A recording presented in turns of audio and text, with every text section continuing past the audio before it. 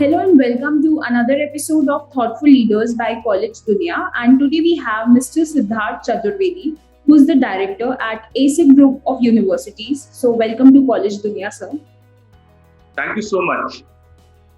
Sir, our viewers would like to get a brief introduction about you. Yeah, so as you've introduced, my name is Siddharth Chaturvedi, currently director at ISEC Group. I handle the strategy and operations at ISEC Group, which includes the ISEC Group of Universities and also our pan-India work in areas of skill development, livelihoods, entrepreneurship, and micro-entrepreneurship. And I look at the operations of these two verticals and the other verticals at ISEC. I am a graduate from NIT Bhopal and then a pass out from SPJ in Mumbai with marketing and finance as my subjects. And after that, I have worked in ITC in their agribusiness division for 3 years. I also worked in IBM in their business consulting practice for 3 years. And around 2010, we joined ISEC, and that was the time when private sector participation in both skill development and higher education was just about beginning in our country. And I have seen this industry evolve over the last 10 years. And in hindsight, I think that was the right time to join, this sector. Uh, and I have enjoyed leading both these verticals over the last 10 years and bringing about many changes coming from the experience which I had on one hand, and also learning while picking up things from the ground on the other. So that is about me in brief. And apart from this, I also handle and sit on panels and boards related to skill development, higher education, and entrepreneurship and startups with organizations such as CII, TIE, and the Association of Skill Training Providers, and so on. So that is about me in brief. That's great, sir. Sir, in these times of COVID, how's the online teachings taking place at the ASIC Group? So, as we've all seen, right, with COVID, the pace of innovation and technology adoption has really been accelerated. Whereas technology and the IT requirements would be at priority number 3 or 4 or 5 before COVID, today it is absolutely the number one priority. And we realized this very early during the first lockdown. I remember clearly around 23rd, 24th March 2020 was when it was announced. And by 31st March, we were back to teaching and taking classes on an online medium. So I would say the entire journey for many institutions started with an ad hoc and overnight adaptation using whatever was available, right? People were using Zoom, people were using Google Meet and everything, but the main crux was to maintain continuity with students. From there on, we have invested significantly in what we call as the digital infrastructure of the university. We have a state-of-the-art studio which was upgraded for content. We developed a state-of-the-art LMS which is now hosting and delivering classes. We also invested in a state-of-the-art assessment platform which can conduct assessments digitally. And from March 2020 till this process, I think we have come to a stage where we can conduct the entire value chain for students digitally and online, right from counseling to teaching, learning, assessments, exposing them to various other skill courses, assessments and certification, connecting them with our jobs app, and also conducting virtual placement drives and internships. So that is the entire digital journey which we have transcended. There's a lot which has to be done more, but there have been significant learnings for us as leadership and also for faculty and our team. And everybody has really lived up to the expectations, and they have also transformed themselves and adopted this new way which to my mind will stick around and it's not going to go back to old ways even after 2 years or 3 years. So this is pretty much the way things will happen. And yes, we have made that shift. So not just online teaching learning, but all the other functions also have been transformed. I'll finish this answer by giving you an example that across all our universities, we have onboarded more than 10,000 students. We have conducted more than 4,000 classes, sessions, webinars for students, and we have conducted exams for again thousands of students in the last two semesters using the digital infrastructure. So yes, we are on course, but still a lot to cover. Okay. So, what are some of the facilities provided to students at ASIC Group? So, Nishnav, I think facilities-wise, a university is supposed to provide some bare minimum basic hygiene level facilities, and I will not go into the details of each of them. All of that, be it hostels or transport or sports or all the facilities, we are very careful that those facilities which give that flavor of student life to students are all present in all our universities. And yes, so that is anyway a given and it's non-negotiable thing.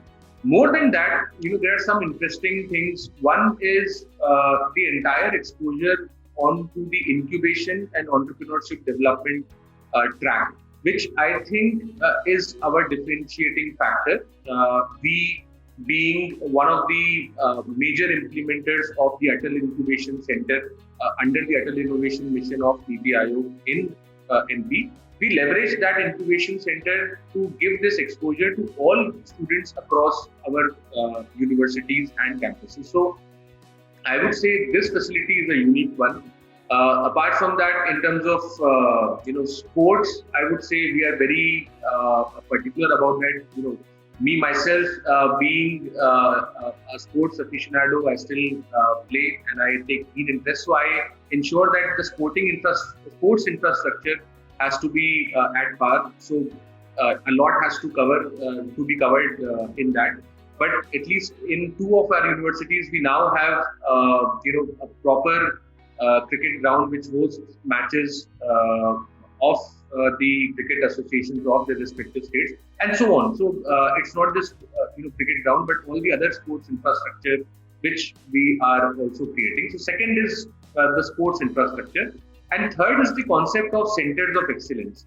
So this is an extra facility which we believe goes hand in hand along with the regular curriculum, and we ensure that we have centers of excellence in niche areas for each university, and each university has their own niche areas.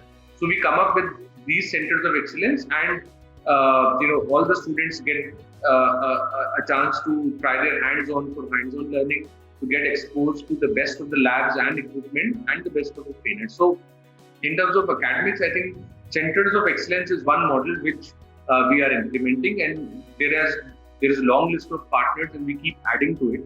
So that would be another facility which I would like to highlight. Okay. So, how does the curriculum of ASIC Group practice to be the best in the industry? So, being a private university, of course, it gives us the freedom to change the curriculum and stay up to date with our curriculum. For all the departments, for their individual board of studies, we have external industry representation also. And frequently, every time the curriculum upgrade is happening, the industry voice and industry representation is taken as a must-have factor, which helps us in keeping the curriculum up to date. We also follow the the updates and the various significant things and events which are happening in various industries and fields, so that we can try and get that learning into embedded in our curriculum by way of a skill program, or by way of an exposure visit, or by way of an on-the-job training component.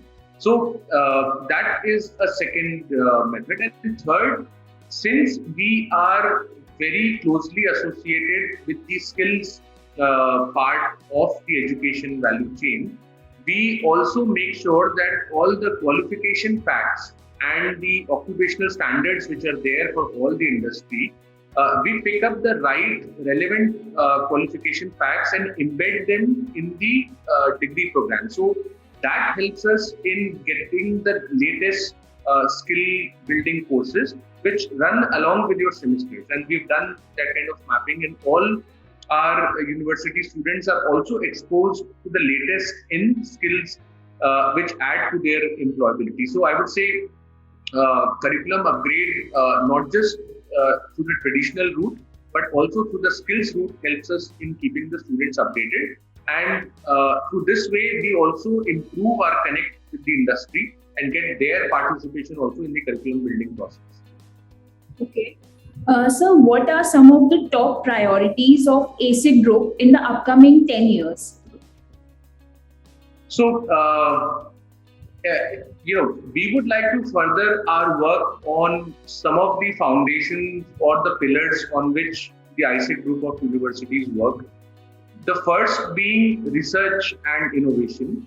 And research and innovation, not just out of in vacuum, but research and innovation connected with the local community, connected with the local areas, local states in which the universities are working. So research and innovation to solve the local challenges, the local problems. That is one theme which we have developed, very well, and we would like to continue building that strength. The second is the entire track of startups and entrepreneurship. So we intend to further strengthen the incubation support for all the students, not just from our universities, but again from the states where the universities are operating, and provide all the hand-holding support, because we realize that this is a very important track for students going forward. Third, I would say, which has been the foundation of our universities, is to have skill-based education, skill-based learning. So the entire experiment and pilot of getting the qualification packs and skill courses embedded with our learning programs, that is going to go ahead, and we are going to launch more programs with that kind of philosophy. Fourth, I would say a big focus on the vocational side of the higher education, with courses coming on the Bachelor of Vocation side, Master of Vocation side, the apprenticeship program, which is becoming very popular nowadays. So we would like to get that integrated in our formal education, which is also, by the way, the highlight of NEP, which talks about the merging, which talks about vocational and higher education or formal education walking hand in hand. The fifth thing I would say is, which is very unique to our universities, is the focus on the art and culture and the entire preservation and promotion of the local art and culture. So, if I talk about Chhattisgarh, the university not just holds a fest to celebrate the Chhattisgarhi, art and folk art and dance, but it also does a lot of documentation work on the various art and culture and history aspect of that state, and similarly for all the other states. So this is a unique aspect of our university, and we think that humanities, art and culture section also is very important for the students, and we would like to continue building, on this and build this strength further. So I think these are some of the broad directions which the universities will take in the coming 10 years. Okay. So the education system in India and in foreign countries are structured very differently. So as per your experience, what can an inbound student gain by studying at ASIC Group? So, beyond the cost arbitrage which India used to play and used to provide, I think it matters where the student is coming from. For a large part of the world, for a significant part of the world, India is looked up to in terms of the quality of education, in terms of our soft power, in terms of our being a knowledge superpower. And any student who's coming to India can look forward to getting a very good quality education and not at American or European prices. So that is one value proposition. At ISEC Group, the students, apart from getting the quality education, will get embedded in some of the projects which will give them a flavor of the local economy, of the local challenges. It will also give them exposure to the local arts and culture of this country. Again, going back, when we celebrate our annual national property of Vishwarang, which is India's largest arts and culture festival dedicated to Hindi and regional languages. Some of these students who are coming from other countries, they have significant exposure and experience to gain out of participating in these festivals as volunteers, and they all are amazed by the exposure they get through this.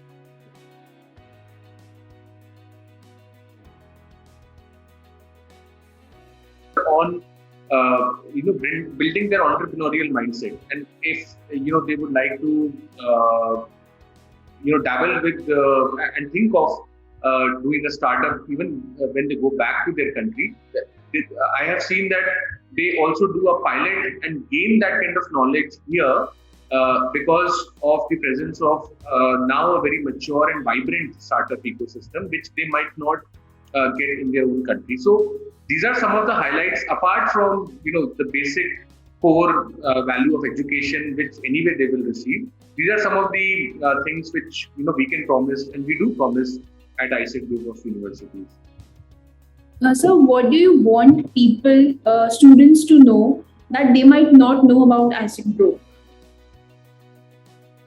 Well, I would like them to know that we run Central India's best incubation center, and especially for students who would like to take up entrepreneurship as a serious career option, they can definitely think of our universities, especially the Rabindranath Tagore University, which houses this incubation center in Madhya Pradesh as their career choice. I would also like to inform that over the last 2 years, we have significantly upgraded and added many new courses targeting future skills in our university. So these courses on cyber security, artificial intelligence, machine learning, data sciences, forensic sciences, courses on blockchain, cloud computing, all these programs have been added, which can run along with your degree, and which can also be offered as a standalone program to the students. So this is another area which we would like to inform all the students. I would also like to inform that over the last 2 years, with the entire digital boom, we have been able to connect significantly with many employers who are offering lots of internship opportunities with our universities, and also final placement opportunities through our universities. We are holding the first 5-day all digital mega job fair in the coming days, and we intend to repeat this experiment even in coming weeks. So this is also a significant point which we would like to inform. And finally, I would like to inform that in terms of a holistic experience of student life, of enjoying life at campus, of enjoying life in a great infrastructure, and also being rest assured that an all-round exposure in terms of your extracurricular or co-curricular or employability a part of the student journey.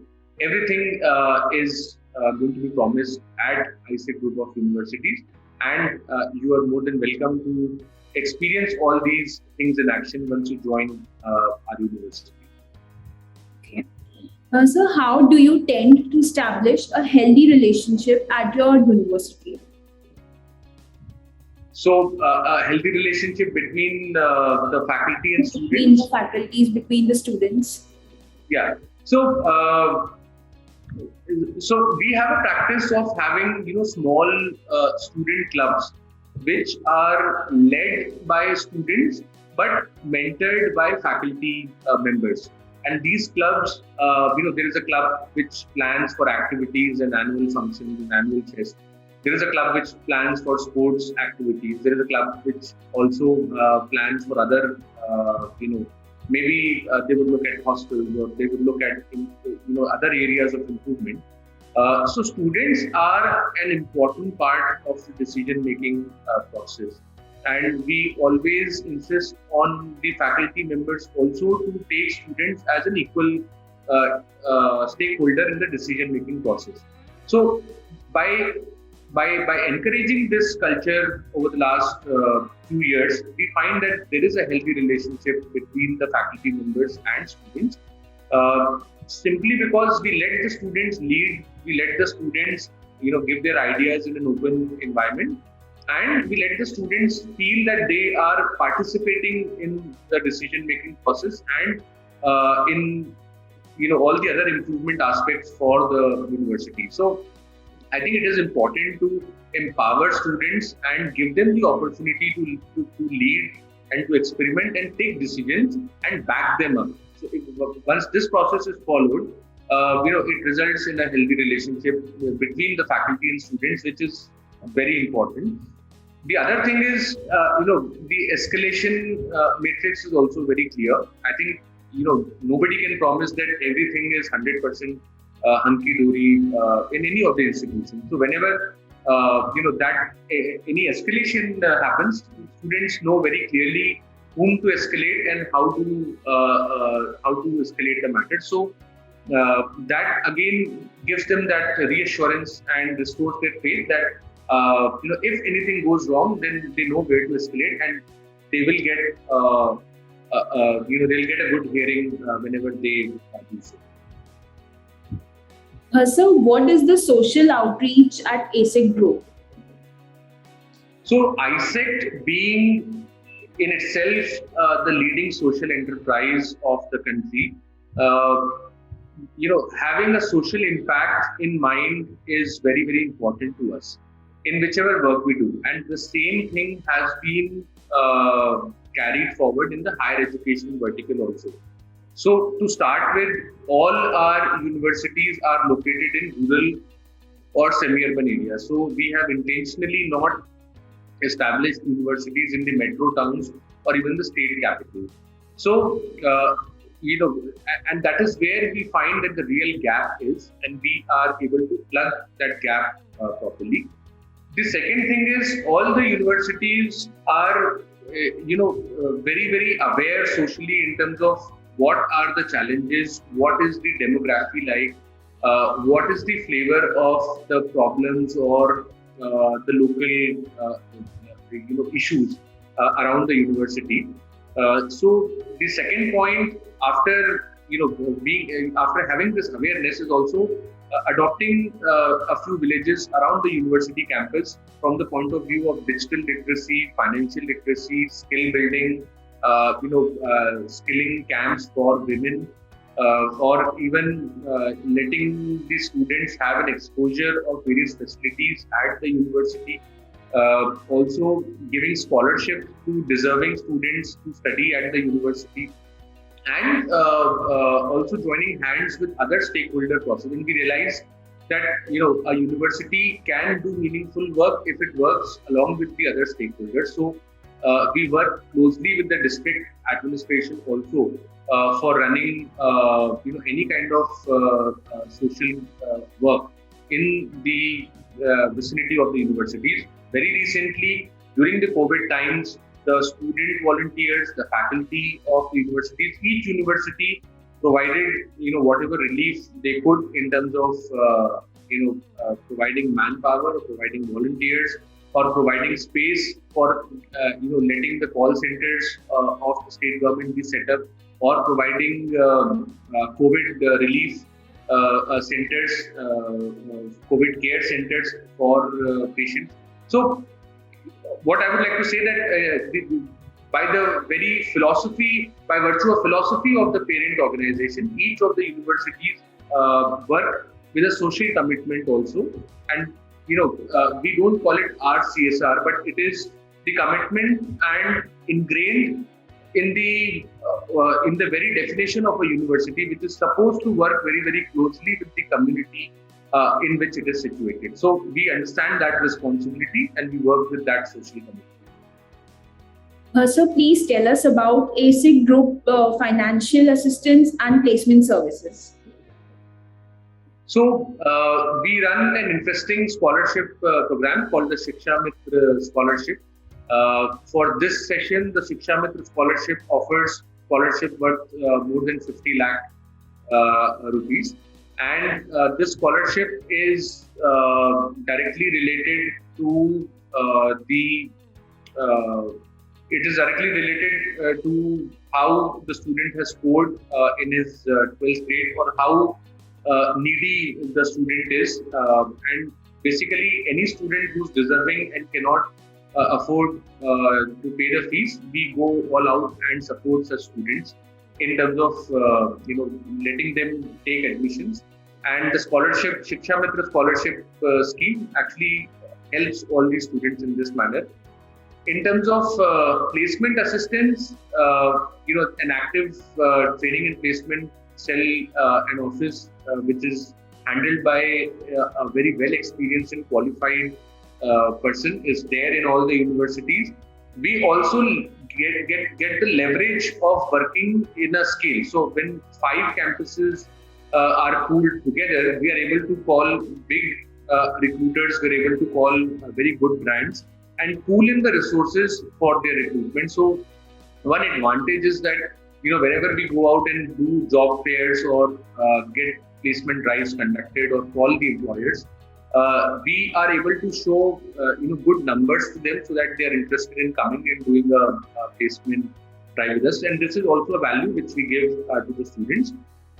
In terms of other assistance, there is a full employability track which runs from year 1 for all the students, and which also maps the mindset of students in terms of various career options, either pursuing higher studies or pursuing entrepreneurship or pursuing for government job preparation or pursuing for private job market. So we prepare the students accordingly, and there is a proper process which maps the various requirements of the students. So yes, in terms of financial assistance and placement assistance, the university has a solid plan, and that is put to work every year. So what are some of the greatest strengths of ASIC Group? I think the greatest strength we bring in is that of one coming from the legacy of India's leading social enterprise, having 30 years of grassroots level experience in skill building, education, and social impact work. That in itself gives us a big standing when we go out. Second, I think the core of the organization revolves around innovation and creativity, and bringing all this innovation at work and doing a lot of interesting pilots across all the campuses. And I think we're able to do that because we understand the entire value chain very clearly. So we are not just a standalone institution or a standalone training center or a standalone university. We cover the entire value chain because of the organization's work, and that's how we're able to bring in innovation and creativity. And that is one of our very, very big strengths. Third, I would say, is a very well qualified team which we have been blessed with. Many of them have been with the group for several years. On the other hand, some very energetic young blood also has been infused in the system, and they have also taken up to the task very well. So a unique mix of a qualified team with young blood and old veterans, that is another strength which our group has. And fourth, I would say, is the overall vision with which the organization works. So we always are able to see at least 5 years in future how the scene probably would change. And given those scenarios, we start our homework much early, and that helps us to stay ahead in the race and be there at the right time and at the right point, because we would have probably done the homework of any possible scenario earlier on. So these are some of the strengths which make us unique. So, being the director at ASIC Group, what are your roles and responsibilities towards the students and towards the universities? No, certainly. I mean, being in a area of work where students largely are our customers, be it in the higher education segment or in the training centers, the entire top leadership feels very responsible for all these students, and we know that with a good, intent and with a sincere effort, we can actually make a big transformation in any student's life, and that is what keeps us going. That is what keeps us motivated to go ahead. And so I think as a leader, I feel responsible, and we all feel responsible for this. And we would like to, bring in more and more elements which improve the outcomes for students. So be it the global best practices or the best of the digital tools and the digital deployment, or giving them the best exposure at a national or at a local level, giving them an exposure on the social and the real time problems and challenges side. I think all these factors are what we keep thinking in terms of getting for the students. And my work as a leader would be to connect with all the like-minded stakeholders and partners who can partner in our growth story, and we could learn from them. The other thing I am always looking out for is to keep on learning from best practices from various peers. There is some very good work and innovative work happening within the Indian institutions, within the private sector as well, and I always try and pick out some wisdom from that.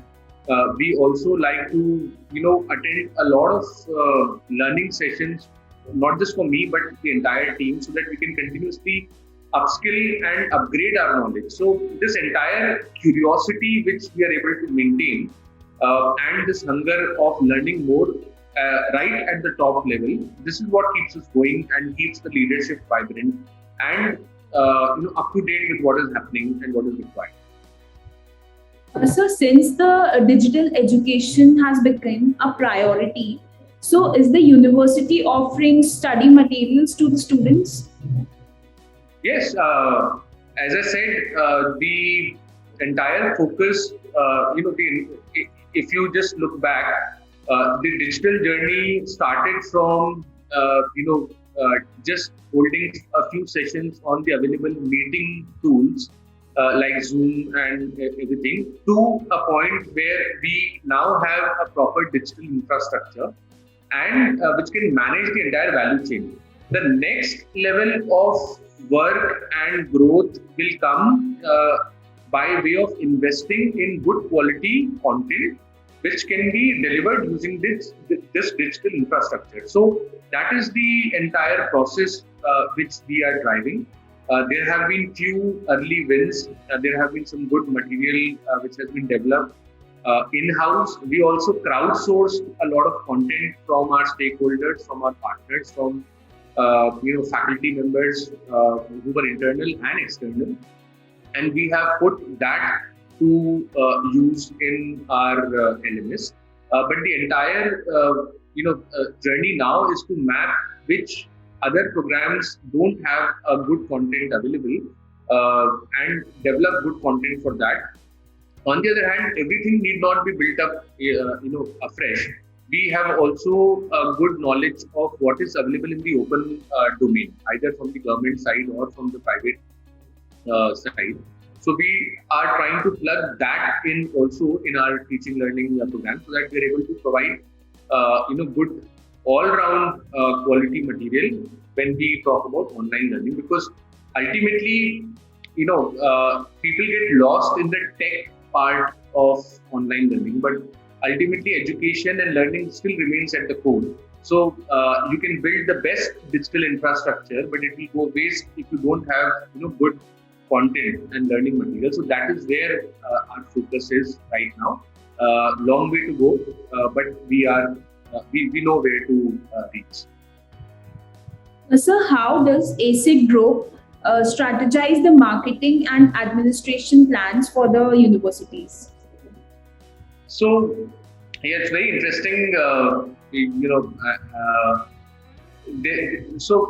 Overall, there is a unified approach at the group level, and on the other hand, there is also a local flavor which comes in with the individual, marketing teams which are there at all the universities. So it is a combination of having, a unified approach when it comes to national, branding or national level representation, or national or international events, going right up to the local level flavor in terms of connecting with the students, connecting with the stakeholders, connecting with the other community members, connecting with parents, and doing a lot of what you say as the BTL part of activities.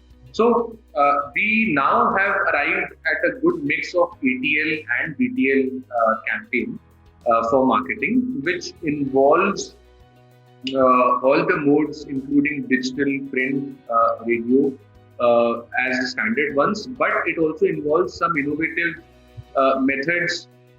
One example I would like to give is Kaushal Vikas Yatra, which is nothing but our branded vans with enough literature and exposure material on skills, on courses, on career counseling, going from village to village and from city to city and educating the community. The entire purpose is just awareness generation. We don't earn anything out of that, but by doing this, we are able to penetrate into the community and get that important recall which is required while making a decision. So we do those things. On the other hand, we have acquired significant capabilities through our partners and through internal means on the digital media, which to my mind plays a significant role today in influencing the decision making. And we are also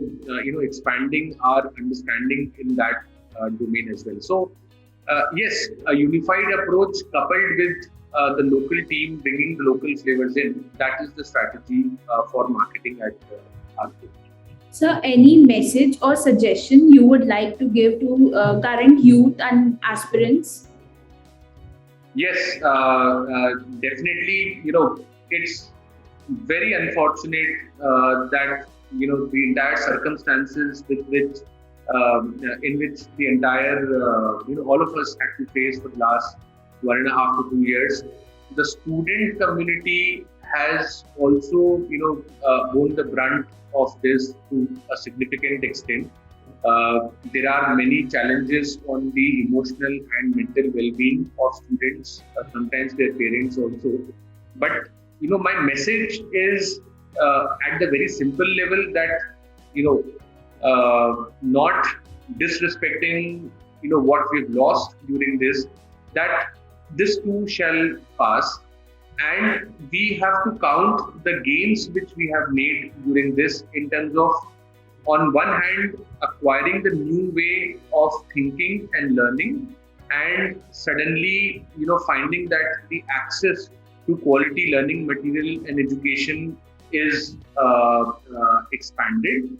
And on the other hand, the entire emotional and mental bond which families have created by staying together over the last 1.5 years, I think those are the moments which should be cherished and which should keep the students emotionally strong and grounded. This time is there for sharpening your axes. When the entire thing is at a standstill, you go and sharpen your axe and weapons. So by this I mean, you should, the students should definitely try and pick up a skill, join an online course. There are tons of free courses available. Explore whatever you feel like. I'm not saying that you join an IT or a digital course. Explore literature, explore music, explore whatever you would like to. So pick up a skill, pick up a course, and keep doing that. Second, as far as possible, find an internship opportunity. There are many digital internship opportunities available, which will give you a flavor of work and which will also keep you busy in some kind of routine on an everyday basis.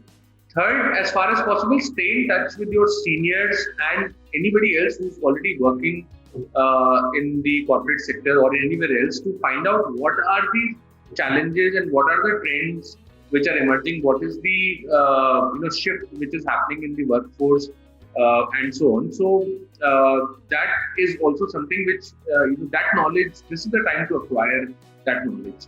And fourth, this till the time it lasts, you enjoy the time with your family.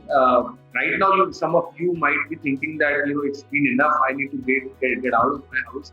But this really opportunity has come once in a lifetime. It will never come back that you would get to stay with your parents for such a long time. So might as well enjoy this unique moment. And believe me, a blip of 2 or 3 years does not matter much in an overall career span of 40, 50 years or even more, which you will have. So don't fret about the loss.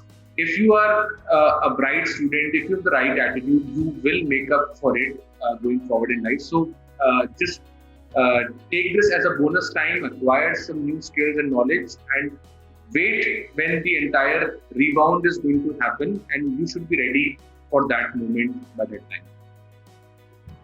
So, few words you would like to say about College Dunia?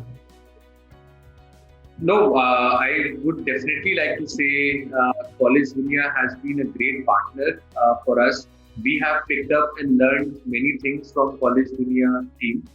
And even this entire practice of interviewing and getting the best practices and learnings from the education leaders documented and letting that be available in the domain in itself is a great documentation and research work. I mean, I have seen almost all the videos, and I have myself picked up some best practices from other interviews. So this is a great platform for learning which you've created. And I would say College Dunia, in terms of their technical, capabilities and their not just the technical capability, but the entire understanding, the depth of the understanding of this entire ecosystem is very sharp, and it has definitely been to our advantage to be working with you guys. I hope we build from strength to strength and continue to work together in future as well. My heartiest wishes and all the best to the College Dunia team for building this up further. Thank you so much, sir, for taking out your valuable time and sharing your views with us.